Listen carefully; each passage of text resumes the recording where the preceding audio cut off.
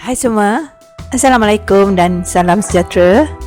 Bertemu lagi di Ayung's Kitchen. Jangan lupa subscribe, like dan share ya. Untuk resipi kali ni, Ayung nak sharekan cara-cara membuat rendang ayam tanpa menggunakan krisik. Ya, tak lama lagi, dalam seminggu lagi kita akan menyambut Hari Raya.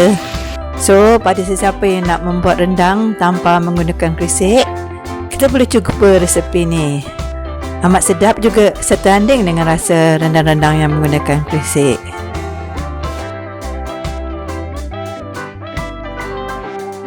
Jom kita mula masak. Bahan-bahannya: 1 ekor ayam saiz kecil, Ayung potong sederhana dan digaul dengan kunyit dan garam. Sudah kering dalam 20 tangkai, Ayung rendam dengan air panas dan toskan. Dan 1 sudu kecil jintan manis, jintan putih dan biji ketumbar Ayung sarai terlebih dahulu. 4 batang serai, 5 ulas bawang putih,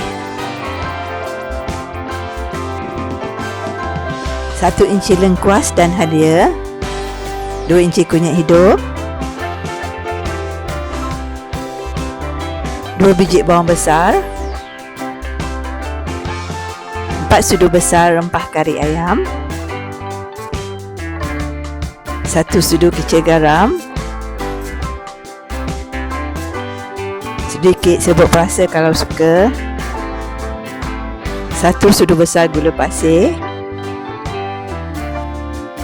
1 kotak santan kelapa, 1 sudu kecil pes asam jawa, sedikit daun limau purut dan sedikit daun kunyit.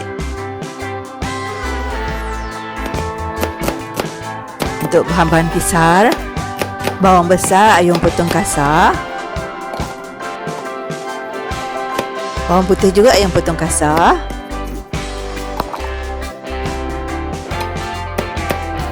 halia potong kasar juga, kunyit potong kasar, serai Ayung potong kasar dan 1 serai Ayung ketuk untuk letak dalam rendang nanti.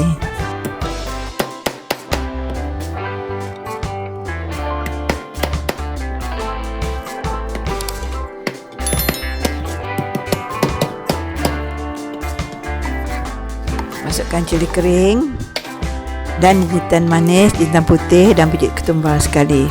Tambahkan sedikit air dan kisar sehingga halus.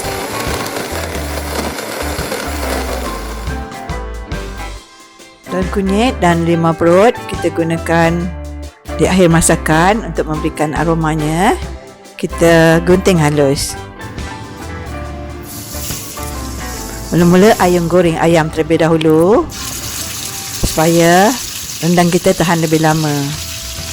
Ayung letakkan sedikit garam supaya ayam kita tak melekat nanti bila digoreng. Goreng ayam sehingga setengah masak. Tak perlu begitu garing sangat sebab takut jadi keras rendang kita nanti. So kita goreng setengah masak saja.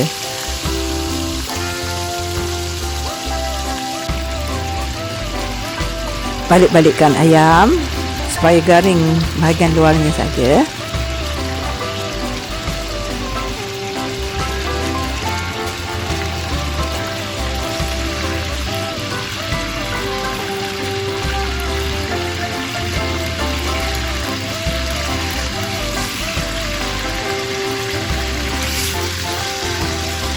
Dan bila telah garing luarnya, kita boleh angkat dan ketepikan terlebih dahulu.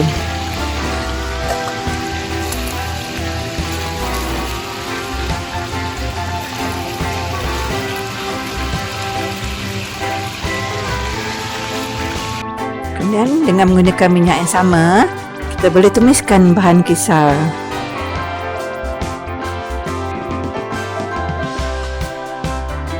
Tumis sehingga ia pecah minyak dan naik bau.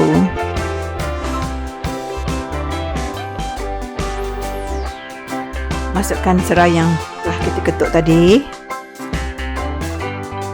Dan boleh masukkan rempah kari.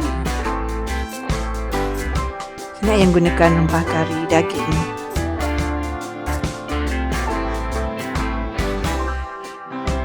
Tumis lagi sehingga pecah minyak. Kemudian kita boleh masukkan bahan-bahan perasa, yakni gula, garam dan serbuk perasa.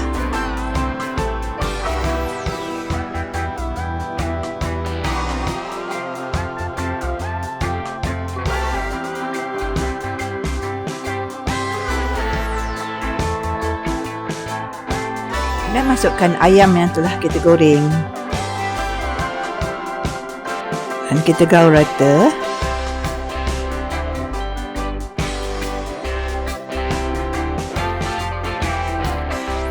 Masukkan asam jawa. Saya menggunakan lebih kurang 1 sudu kecil.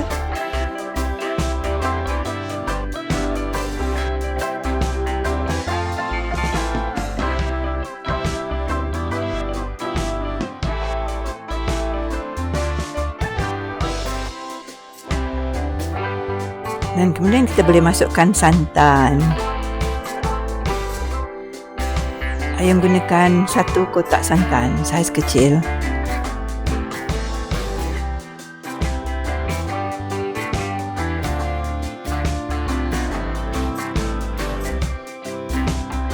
Gaul rata.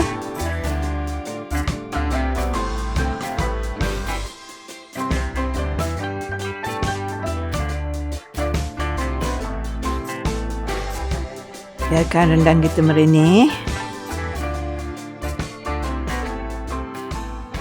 Dan kita boleh taburkan daun kunyit dan daun lumah purut ke atasnya. Alhamdulillah, siap dah hidangan rendang ayam kita tanpa kerisik. Amat sedap dihidangkan untuk Juadah di Aidilfitri. Dan untuk semua kawan-kawan yang beragama Islam, selamat menyambut Hari Raya Aidilfitri. Assalamualaikum warahmatullahi wabarakatuh.